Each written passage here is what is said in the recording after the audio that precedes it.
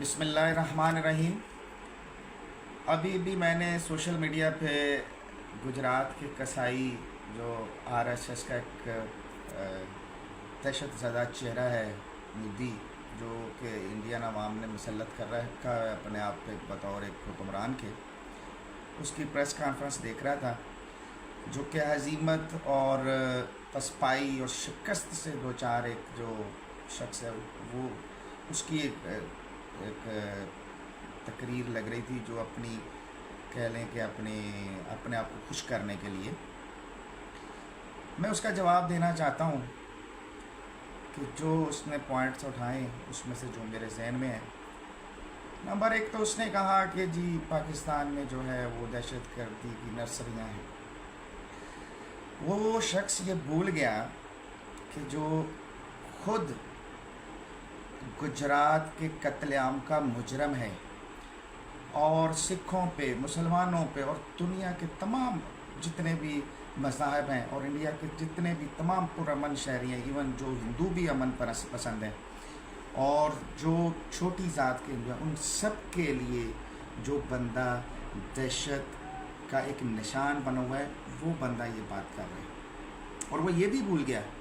کہ پاکستان نے 9/11 کے بعد بالخصوص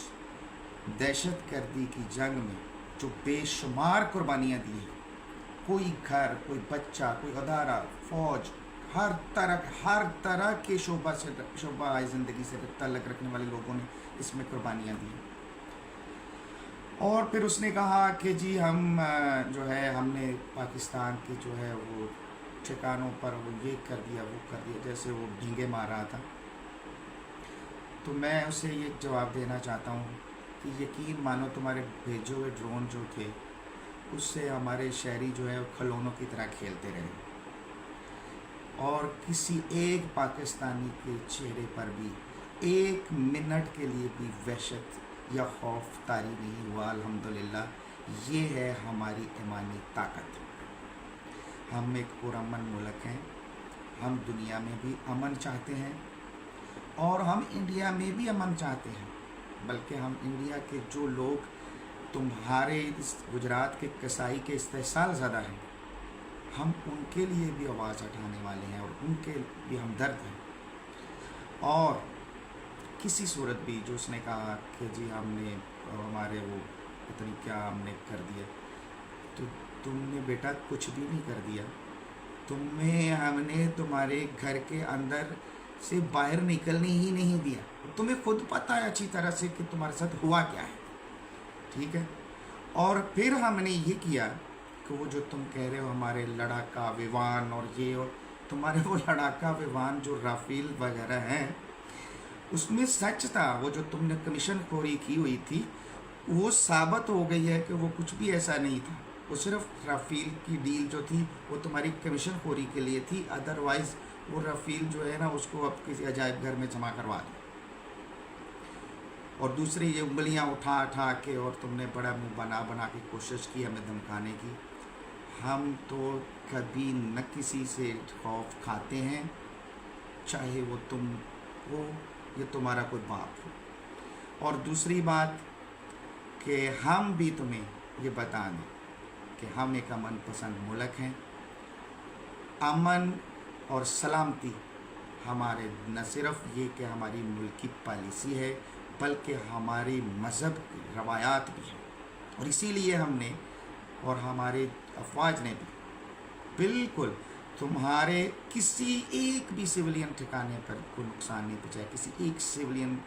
کو نقصان نہیں پہنچایا، اور تمہارا جو غرور اور جو تمہارا تکبر ہے اسی کو ہم نے نشانہ بنایا، اور وہ اس طرح سے نشانہ بنایا کہ یہ درد جو ہے یہ تمہیں اس کی ٹیس اٹھتی رہے گی۔ سو اس کو آہستہ آہستہ کم کرنے کی کوشش کرو، ایک بار کی تقریر سے تو یہ کم نہیں ہونے والی۔ پاکستان کسی بھی طرح سے اپنی خود مختاری، اپنی سلامتی، عالمی امن اور پاکستان کے امن پہ کسی طرح کا کوئی کمپرومائز نہیں کرتا ہے اور نہ آئندہ کرے گا۔ تمہاری کسی بھی دھمکی، کسی بھی چال، کسی بھی منافقت سے نہ کبھی ہم نے خوف کھایا، نہ ہم کھائیں گے۔ اور ہم تمہارے ظلم و ستم سے جو ستائے ہوئے لوگ ہیں وہاں پہ، وہ چاہے ہندوستان میں ہوں، وہ چاہے کشمیر میں ہوں، ان کے لیے بھی آواز اٹھاتے رہیں گے. اور تمہاری فنڈنگس، اگر تم نے ہمارے ملک کا کہیں بھی، وہ بلوچستان ہو، وہ کشمیر ہو، وہ کوئی بھی ایک انچ جو ہمارے ملک کا ہے، اس پہ جب بھی تم بری نگاہ ڈالو گے تو یہ رافیل طیارے کا جو ملبہ ہے، اس کو کہیں اس کی راکھ سنبھال کے رکھو، تاکہ تمہیں یہ نظر آتا رہے کہ پاکستان اور پاکستانیت کیا ہے. پاکستان زندہ باد، پاکستان زندہ باد، پاکستان زندہ باد.